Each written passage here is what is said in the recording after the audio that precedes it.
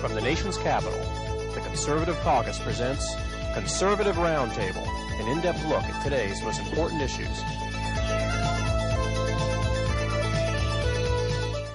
Welcome to Conservative Roundtable. I'm Howard Phillips, chairman of the Conservative Caucus, which sponsors Conservative Roundtable. Today, I'm thrilled that an old friend of mine is our special guest. Jay Parker is a man whose name is not a household word, but he's had an impact on many thousands of households. Jay has done a great many things. He's been a leader in numerous charitable enterprises, Goodwill Industries, the Salvation Army, Lighthouse for the Blind, etc.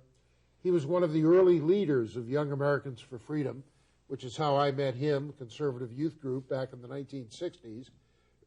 When I was named by President Richard Nixon to be director of the U.S. Office of Economic Opportunity, I was honored by the fact that Jay Parker agreed to serve with me as my administrative assistant. He is the head of the Lincoln Institute. He has done so many other things, and I was privileged to be at Jay's 70th birthday party. If you look at Jay, you wouldn't think he is 70. And at that birthday party, his mother was there. His mother didn't look 70 either. She looked about 50. She's really 92 years old, and just the picture of health. Jay, that was a great evening. I was so honored to be part of the group. It was an honor to have you and Peggy there, Howie. Well, Jay, one of the highlights of the evening was toward the end, you took out a list of about 50 different organizations and activities. Said, is there anybody here from this, from that, from the other? And these were all activities in which you had played a role of leadership. Exactly. And there were people from each of those groups there. That's correct. And I just wanted to show people that I have not been squandering my time here on this earth, the good time that the Lord is giving me. Well, you've been using your time very well, working on a number of anti-communist activities, a number of activities to promote our constitutional liberties in a whole variety of venues. One of them was a group called Friends of the FBI. Yes, I remember indeed. that some years ago. Sure. What are some of the other groups that I haven't mentioned? Oh, my goodness. It was Speakers Bureau of America, the Nobel laureate in economics, Milton Friedman, just passed away. And Milton Friedman and the late Dr. Russell Kirk were two of my original sign-ups for the Speakers Bureau that Lee Edwards and I organized in 1971. And I eventually signed up a guy named Louis Rukeyser, who had just started a prominent PBS program called Wall Street Week. And after hearing him on the radio and a lot of other folks. So having done a lot of speaking on college campuses around the country for YAF, ISI, and Bill Bright's Campus Crusades for Christ and other groups, I decided to get on the other side and not run around the country, but to collect the commissions and put these other people that didn't know any better out there to do it. You know, there were so many people there whom I had the opportunity to know over the years. One of them was our mutual friend, Alan Brownfeld. Oh, yes. I had lunch with him today. Yes, indeed. And Alan's a great guy. I met Alan in 1960. He was at the College of William and Mary. Yes, indeed. I was president of the Student Council at Harvard. And he hired a helicopter to have me land plop in the middle of the William and Mary campus to speak to the Conservative Club that we had organized. Oh, my goodness. Well, Alan was a kid who moved from Brooklyn, New York, and then he went down to William and Mary and undergraduate school and stayed straight through law school. He just fell in love with Williamsburg. It's a great city, and he's got a wonderful wife, Solvig. And, yes, indeed. And a very accomplished son. Three wonderful children. One son is with the federal government. Another son is with the Alexandria Police Department. And the daughter teaches in the inner-city schools in Washington, D.C. Well, another thing I got a kick out of was there were so many people there who had worked with me in one way or another. Yes. Kitty Smith, whose husband was the chief judge of the Federal Court of Claims. Yes, indeed. Was one of my secretaries at the Conservative Caucus. Randall Teague served with us at the Office of Economic Opportunity. Yes, He's now indeed. a very successful lawyer. Frank Donatelli, who's been a very successful political consultant, is a protege of yours. and he was an intern on the staff of Alan McKay at OEO. Sure, yeah, he's from Pittsburgh, Pennsylvania. Yeah, yes. Philadelphia was very well represented at this Oh, meeting. absolutely. You know, as somebody commented, I have a way of tying everybody into Philadelphia some way or the other. And there was someone who tied Philadelphia into an historic defeat to the Green Bay Packers.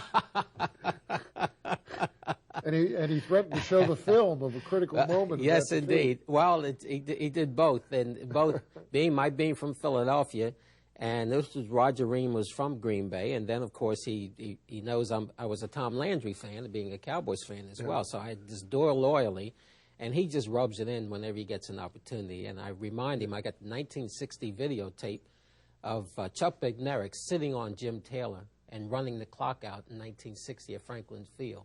And of course, the next year they changed the rule. They blow the whistle now, so you can't run the clock out anymore. So, well, I'm glad you mentioned Tom Landry. One of the things for which he was famous was always wearing a hat. Well dressed on the sidelines. And you are not wearing a hat tonight. It's out there.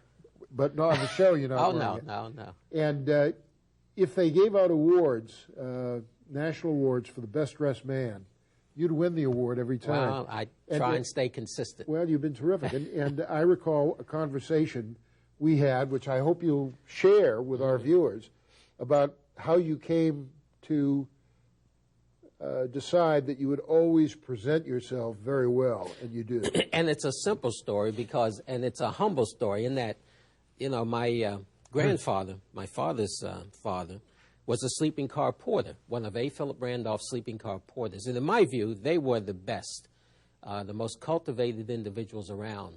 PhDs of the contrary notwithstanding, these individuals were dealing with the Rockefellers, the Vanderbilts, and all the rest of the folks on these sleeping cars.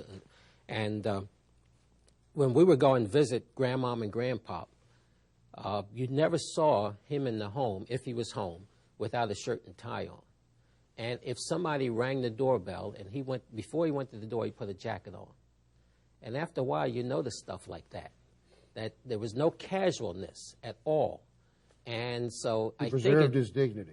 Absolutely. And I think it just had an impact on me, and I decided to just be the same way. My wife used to accuse me of washing my car with a white shirt and tie on. I mean, and it's only because I would get the notion to wash the car, and I say, why go in and change when I can do it now? You know, but it became a joke, but it's a habit. But I think it's a good habit. It's a great habit. And, you know, I've shared that story with my grandchildren. Oh, that's wonderful. And that's great. And I hope they'll remember it and take it to heart. Sure. And I tell you what I used to say to my daughters, the two girls, I would say, look, once you leave the house, and if you happen to be going down the street somewhere and the president, no matter who he is, the president of the United States drives by in a limousine and says, I'd like to consult with you.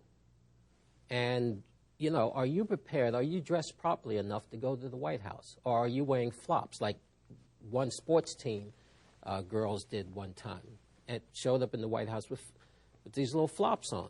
You don't do that. When you leave the home, you're supposed to be prepared to go anywhere and talk to anybody. So this is what I preach to them, and, you know, I insist upon it. And it served you well because of the outstanding impression you make. Mm-hmm. And you only have one chance to make a first impression. Well, that's my view. You've had many experiences. I've had more than the average person, Howie, as you well know. Tell me a couple of them. Well, I've been able to go to Africa.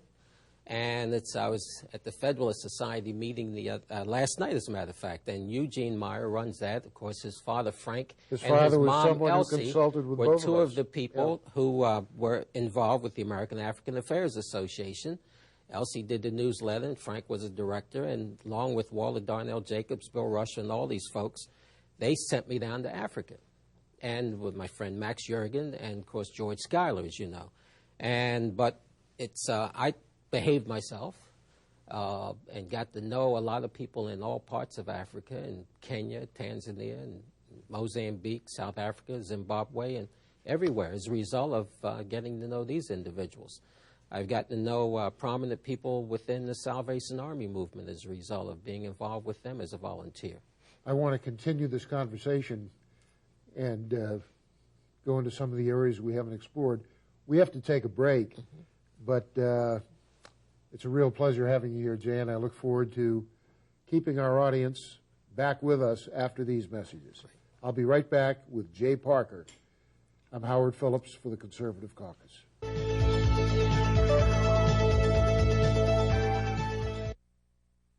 The Bible tells us that parents are responsible for the nurture and admonition of their children.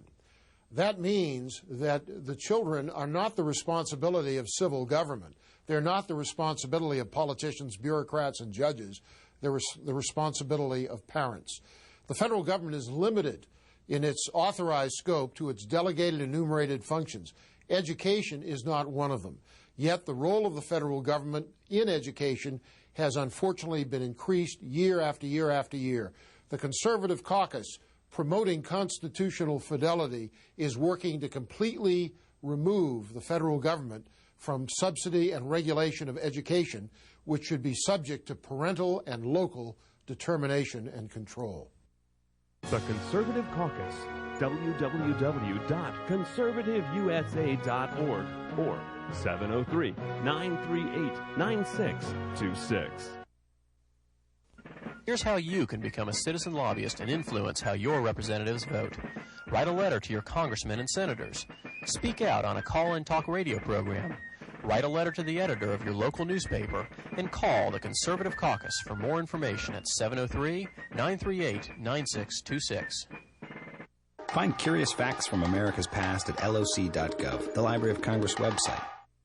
Come on, you're going to tell me that buying one imported towel is going to cost someone their job? Ever tried shopping for clothes with a 4-year-old? I can't be looking for where the stuff is made. Since 1980, nearly 500,000 Americans who make apparel and home fashions have lost their jobs, even though the quality of our products is second to none, which makes you wonder if it's foreign competition that's hurting us. So the shirt's imported. Who's it going to hurt? Or if it's us that's hurting us. Buy American, and Americans work. Thank you. Thank you. Thank you. Thank you very much. Thank you very much. Thank you very much, guys. Thanks a lot for all you guys have done. Thank you. Thank you for everything. Thank you. Thank you. Thank you.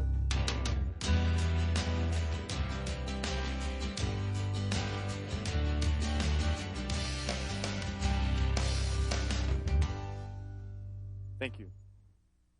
I am the Horton the Storm. I am the line in the sand. Boy, boss, start it right. I am the enforcer of the sea. United States Coast Guard, stand to and prepare to board. We are the defenders of the homeland. We are the shield of freedom. We are the United States Coast Guard. Heed your country's call. Join the Coast Guard or Coast Guard Reserve.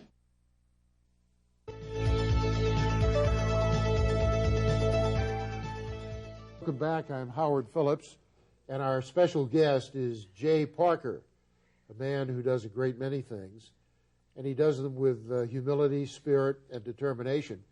At your 70th birthday dinner, one of the best stories was from the leader of the Salvation Army, who talked about his just discovering that on a regular basis you took some of the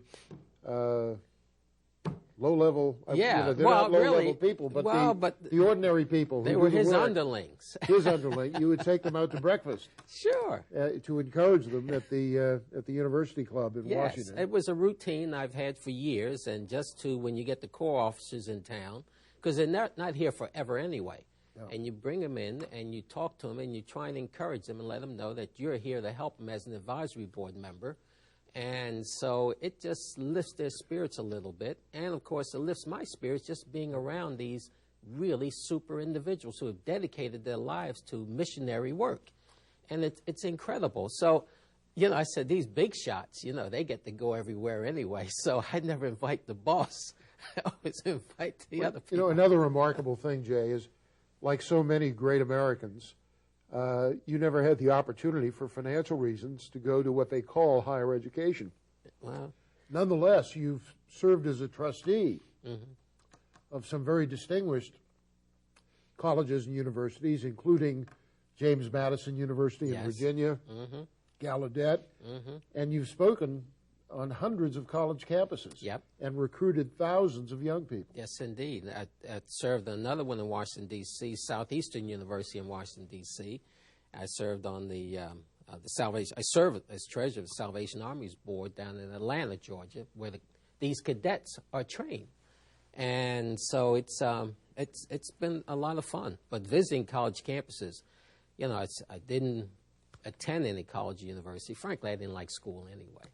But, you know, I've been on more campuses than the average person. And I've been on probably 500 different campuses. But during a 6-year period, I spoke on 300 college campuses and, you know, made a few bucks, I guess I did. But I also did my best to recruit young people and keep them inspired.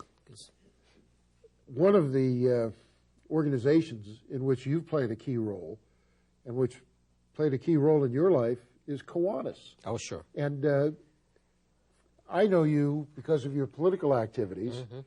And I said, what in the world attracted Jay Parker to be part of this service organization? And then you told me the story, and I said, that's amazing. Tell us the Kiwanis Well, it story. really, actually goes all the way back to a mutual friend of ours, Donald J. Devine, who introduced a book to me called Reclaiming the American Dream, where he set forth nothing more than what Dr. Milton Friedman set forth, how you separate society, the profit-making from the public, and then everything else, the synagogues, the churches, and the Boy Scouts, and all the rest of the groups are right in between. And he called that the independent sector. And right away, it clicked and that was, in me. who was the fellow who wrote that book? Richard Cornell. Richard Cornell, Yeah. who also worked for me at Oh, OEO. my goodness. Well, see, it's, you know, it's such a small world. It really is. But that's what concretized the concept for me personally, and it really, you know, lit a fire under me. And as soon as I got an opportunity, like with Kiwanis, to use my Sunday school training, coming from a little Baptist church or something, and then learning that here I can serve my fellow man, I mean, by doing something good in the community. But also, I viewed it as getting to know more interesting people. I always wanted to meet interesting people. No matter where they lived, I wanted to get around and meet them and find out what made them tick. And I got afforded these opportunities through Kiwanis and all these other groups. You got business opportunities through Kiwanis. It led to people saying, here's a talented man. Yes. Let's put him on this board. Let's get him involved in this business. A lot were nonprofit boards, but several were profit-making boards for which I earned director's fees and that sort of thing. Now, I would say I did get involved with the savings and loan business back in the late 70s when the bottom fell out of there. That wasn't very pleasant. Well, but, you know, you got to take John the bad McCain with the good. overcame that. Okay. I was right in the middle of all of that, and it wasn't pleasant. But you take and you're a very good friend of John McCain's mother. Oh, very, Roberta, very. who was at and your I party. was a very good friend of his father's. Roberta is 94 years old. Yes, she is. She's a twin. She's a beautiful woman. Absolutely, full of life. I mean, her husband, Admiral McCain, who was Commander-in-Chief of the Pacific Fleet, and I traveled all over the country. My goodness. Fighting the Panama Canal treaties. And at your dinner, she told me she still listens to tapes of some of the speeches that he and I gave on the Panama Canal. You know, Howard, I keep thinking to say, well, the lady, this is 10, 15 years ago. I keep saying to myself, I better call her because next year she may not be here. Yeah. The lady keeps on living. She looks great. You know, she looks wonderful. And I tell you, I enjoy it, really. I'm so grateful that I've had the opportunity to know these people. And as you mentioned, my mom's 92, and it's a blessing, really. And you know, if I have those genes, I'm gonna start taking care of myself so I can hang around a while. What would you advise a young person watching this program? What advice would you give? Oh, you have a circle of influence, and what you have to do in life is make that circle just bigger and bigger and bigger, so that you know more and more people. And sure. How do you remember all these people? Well, you have to work at it. Do you keep cards? Yes. I started years ago with 3x5 cards, putting names and addresses, wedding anniversaries, the kids' birth dates, and all of that stuff on there. And I tell you where I learned that, from the South African ambassador, who had a 5x7 card for everybody. When everybody else had little Rolodex, he had a 5x7 card, and he had all the information on there. And it was unbelievable. This is when we typed out stuff. You know, that's how George McGovern became a U.S. Senator. When he was the executive director of the South Dakota Democratic Party, yes, he went around the state, everyone he met, he put the info on a 3x5 card. See? Before computers. It's amazing. Even after computers, it's better. I didn't think I could say that, but, the techies don't like me to talk like that, but I still hold on to my paper. Well, that's very good advice. So if you're watching this program and you want to amount to something the way this man has, buy a batch of 3x5 cards and record the name and biographical data of everyone you met on those cards. Everything. And if you remember birthdays, if you send them Christmas cards, if you talk to them every now and then, you'll have a circle of friends on whom you'll be able to rely and who can help you make a big difference in the world. And it's amazing how the blessings come to you as a result of that. Even though you're not looking for anything, you find yourself helping them so much more, and their children. I mean, I have an example of, one person's, son. I just opened a door for him the day before, yesterday, as a matter of fact. And he's looking for an employment opportunity. And I was able to open the door because of some of this nonprofit stuff that I've worked with. And I just happened to meet somebody by making a phone call. So it's, I say that because you're not just doing it for yourself, you're doing it to help other people and to make life easier for them. One of the things, we're going to have to take another break. One of the things I'd like you to talk about is your experience in financial management. You have become very expert in how to oversee finances, and you've straightened out a number of organizations who, without you, would have gotten into a lot of trouble. Stay with us. We'll be right back with Jay Parker right after these messages.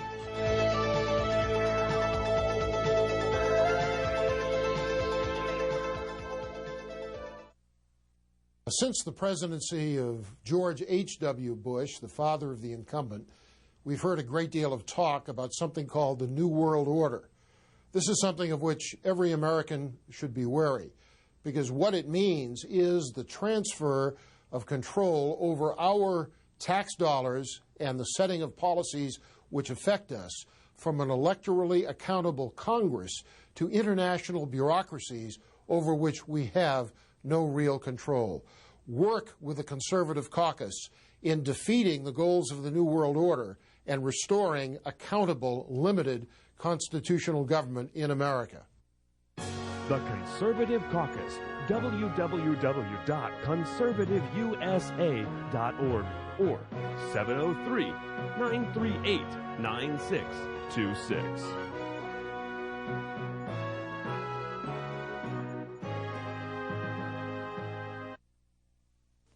Here's how you can become a citizen lobbyist and influence how your representatives vote. Write a letter to your congressmen and senators. Speak out on a call-in talk radio program. Write a letter to the editor of your local newspaper, and call the Conservative Caucus for more information at 703-938-9626.